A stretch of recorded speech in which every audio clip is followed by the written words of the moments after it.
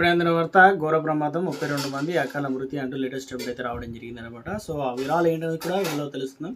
So వీడియోని చివరి వరకు చూడండి, అర్థమవుతుంది. మరోసారి ఛానల్ వస్తే తప్పకుండా సబ్స్క్రైబ్ చేసుకోండి. చూస్తున్నారు కానీ లైక్ చేయడం మర్చిపోతున్నారు. సో లైక్ చేయండి, అలాగే వెళ్ళిపోతుంది. పరిశ్రమలో ప్రమాదాలు జరిగితే దాని పరిణామాలు చాలా తీవ్రంగా ఉంటాయి. అదే బొగ్గుగనిలో జరిగితే కనుక దాని నష్టం అంతా ఇంత కాదు. అలాంటి ఘటన ఒకటి చోటు చేసుకుంది. బొగ్గుగనిలో భారీ పేలుడు సంభవించింది.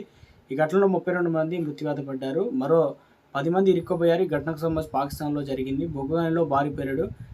పాకిస్తాన్ బలూచిస్తాన్ ప్రావిన్స్లో బొగ్గుగనిలో భారీగా పేలుడు సంభవించింది. ప్రమాదంలో 32 మంది కార్మికులు మృతి చెందారు. మరో 10 మంది గని లోపల చిక్కుకుపోయారు. వారిని బయటికి తీసుకొచ్చేందుకు అధికారులు తీవ్ర ప్రయత్నాలు చేస్తున్నారు.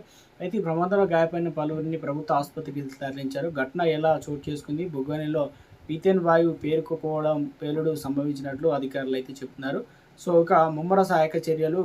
పేలుడు జరిగిన కొన్ని గంటల తర్వాత 7 మృతదేహాలను వెలికి తీసినట్లు తెలిపారు. అత్యవసర సహాయక బృందాలు మరో 25 మృతదేహాలు కనుగొన్నాయి. మిగతా వారి కోసం గాలింపు చర్యలు కొనసాగుతున్నాయి.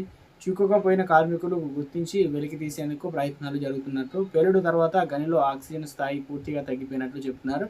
సజీవంగా కార్మికులు బయటపడేటువంటి అవకాశాలు తక్కువగా ఉన్నాయని చెప్తున్నారు. గనిలో ఇంకా ప్రమాదకర పరిస్థితులు నెలకొన్నాయని అంటున్నారు.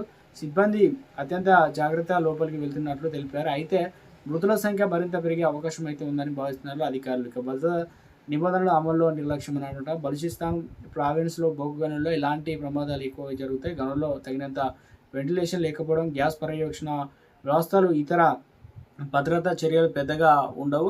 ఘటన జరిగితే పదుల సంఖ్యలో అక్కడ కార్మికులు మరణిస్తున్న సందర్భాలు అయితే ఉన్నాయన్నమాట.